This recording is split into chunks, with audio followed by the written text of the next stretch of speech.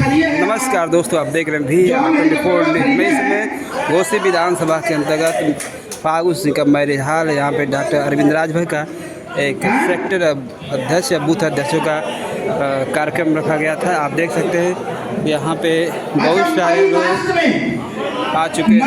बड़ी तादाद में लोग यहाँ पे इकट्ठा है, आप देख सकते हैं। मई लास्ट के पक्ष में जो लोग हैं वही हाथ उठाएंगे, हाथ नीचे करिए। अब जून के प्रथम सप्ताह में कराने के लिए कौन लोग तैयार हैं? मेरा हाथ चाहिए। देखा जाए तो मई लास्ट वाला ज्यादा लोग चाह रहे हैं, एक जुट को नहीं कर रहे। तो हमको यह फोन आता है कि भैया आप आए, चले गए, बाद में हमको पता चला कि आप आए थे। तो प्लीज आप, हम सब कार्यकर्ता हैं, हम अपने कार्यकर्ताओं को अवगत कराएं, उनको बताने का भी काम करें कि पार्टी की गतिविधि क्या चल रही है, ठीक है ना? क्योंकि मैं एक बड़ा, हम लोग बड़े कार्यक्रम की फिराक में हैं। 2 बार से वो कार्यक्रम स्थगित हो रहा है, 2 बार से वो कार्यक्रम कैंसिल हो रहा है, 3 बार से। मऊ में हमको एक बड़ा रैली करना है, बड़ा कार्यक्रम करना है, और इस मऊ में माननीय मंत्री जी को हेलीकॉप्टर से उतारना है। हम लोग ऐसा ही कर चुके हैं। अब जैसे उधर भी कार्यक्रम तय हुआ तो पता चला कि एग्जाम चल रहे हैं, तो आप लोग ना, मतलब यह जरूर अपने हिसाब से स्वतः रैली यह आकलन करिए कि हम रैली कब करवाएं कि जिससे आप सब लोग खाली रहें, जनता भी खाली रहे। और हम चाहते हैं कि इस बार का कार्यक्रम जब मऊ में हो तो हर कार्यक्रम का रिकॉर्ड तोड़ दें हम लोग इस बार। तो हमको यह फोन आता है कि भैया आप आए, चले गए, बाद में हमको पता चला कि आप आए थे। तो प्लीज आप, हम सब कार्यकर्ता हैं, हम अपने कार्यकर्ताओं को अवगत कराएं, उनको बताने का भी काम करें कि पार्टी की गतिविधि क्या चल रही है, ठीक है ना? क्योंकि मैं एक बड़ा, हम लोग बड़े कार्यक्रम की फिराक में हैं। 2 बार से वो कार्यक्रम स्थगित हो रहा है, 2 बार से वो कार्यक्रम कैंसिल हो रहा है, 3 बार से। मऊ में हमको एक बड़ा रैली करना है, बड़ा कार्यक्रम करना है, और इस मऊ में माननीय मंत्री जी को हेलीकॉप्टर से उतारना है। हम लोग ऐसा ही कर चुके हैं।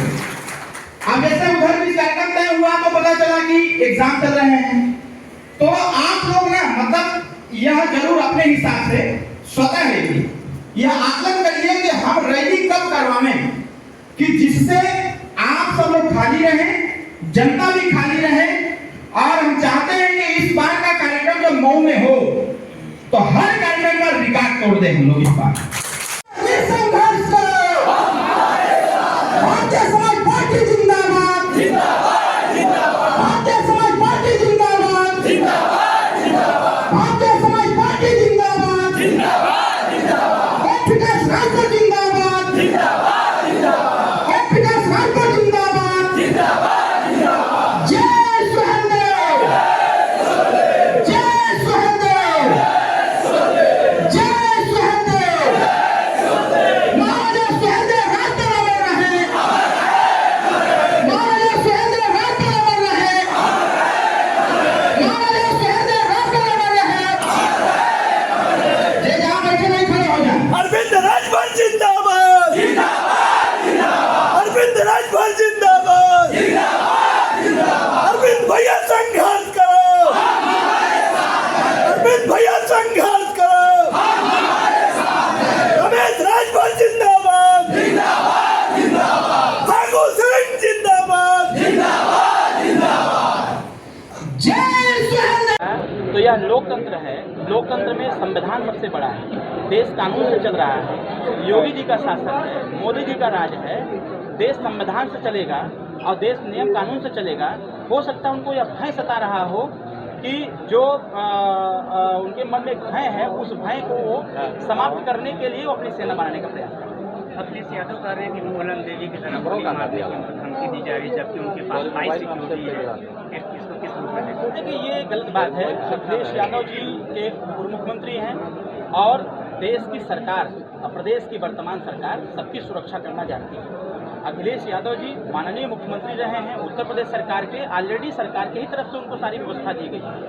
और यह अखिलेश यादव जी अगर कह रहे हैं तो उनको भयभीत नहीं होना चाहिए। इसलिए भयभीत नहीं होना चाहिए कि जब हमारे ऊपर हमला हुआ था, जब हमारी सिक्योरिटी की बात आई थी, तो अखिलेश यादव जी का ही स्टेटमेंट आया था कि अरविंद राजभर तो सरकार में है तो उनको भयभीत नहीं होना चाहिए।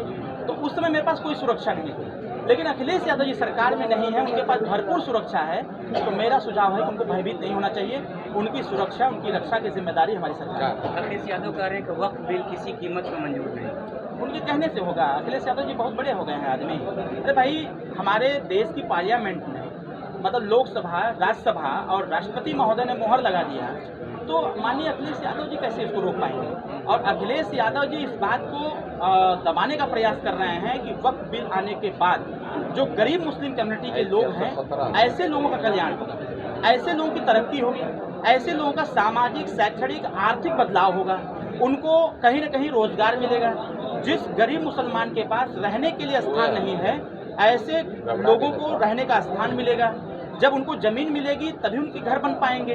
तो माननीय अखिलेश यादव जी नहीं चाहते हैं कि जिस प्रकार से ये लगातार मुसलमानों का वोट लेने के लिए उनकी वोट की राजनीति करते रहे, धर्म के नाम पर, भेदभाव के नाम पर, तो अखिलेश यादव जी का जो मंसूबा है वो यही चाहते हैं। लेकिन सुहेलदेव भारतीय समाज पार्टी एनडीए सरकार जो गरीब मुस्लिम समुदाय के लोग हैं, वक्फ बिल जो पास हुआ है इसको लागू भी कराएगी, करा करके सभी लोगों को उनका हिस्सा दिलाने का काम करेगी। अच्छा, वक्फ बिल जो है राज्यसभा और संसद में पास हो गया है, राष्ट्रपति का आशीर् में मोहर भी लग गया है। जिसको लेकर सरकार जो है जागरूकता अभियान 30 अप्रैल यानी आज से लगा रही है कि वक्फ बिल क्या है तो जागरूक करने के लिए। स्वाभाविक तौर पर है, जागरूकता होनी चाहिए। सरकार के इतने अंग हैं, इतने सोर्स हैं कि वो गांव तक जा सकते हैं। सरकार की जितनी योजनाएं हैं वो गांव तक जाए, इसके लिए लोग एडवर्टाइज भी करते हैं। वक्फ बिल जो आया हुआ है, इस पे विपक्ष के माध्यम से बहुत कंफ्यूजन क्रिएट किया गया है, असमंजस की स्थिति बना दी गई। मुस्लिम समुदाय जो इस बिल को एक्सेप्ट करना चाहता है, जो चाहता है, इसके समर्थन देना चाहता है, उसको भी कंफ्यूज कर दिया गया है। लगता है माननीय अखिलेश यादव जी वाला पिक्चर नहीं देखे, कंफ्यूजन ही कंफ्यूजन है, सॉल्यूशन का पता नहीं। वो ज़्यादा देख लिए हैं 3 इडियट वाला पिक्चर। तो माननीय अखिलेश यादव जी जो कंफ्यूज करने का काम कर रहे हैं इस गरीब मुस्लिम कम्युनिटी को, तो यह गरीब मुस्लिम कम्युनिटी कंफ्यूज ना हो, इसके लिए हमारी सरकार योजनाबद्ध तरीके से ग्रामीण क्षेत्रों में इसका एडवर्टाइज करके, इसका कैंपेन चला करके, प्रचार प्रसार करके, इससे उनका क्या अधिकार मिलने वाला है इसको जागरूक करेगी। तभी विपक्ष के मंसूबे पर हम पानी फेर पाएंगे। एक आखिरी सवाल कि आपने अभी मन से जो है एक बड़ा कार्यकर्ता सम्मेलन का आपने घोषणा की है, क्या है ये? मऊ सुहेलदेव भारतीय समाज पार्टी का हृदय है। मुझे याद है 27 अक्टूबर 2003 को इसी मऊ में, हम बहुत छोटे थे, तो मैं इसी मऊ से मैंने संबोधित किया था और मैं यहाँ का प्रत्याशी रहा, लोकसभा का चुनाव लड़ा। तो हम हर साल एक बड़ा कार्यक्रम यहाँ करते हैं, तो उसी कड़ी में हम कार्यकर्ताओं से सुझाव ले रहे हैं कि कार्यक्रम यहाँ पर कैसा किया जाए। तो कार्यकर्ताओं का सुझाव आया कि कार्यक्रम बड़ा हो, और इस बार जो कार्यक्रम हम कराएंगे अब तक का सारा रिकॉर्ड तोड़वाएंगे।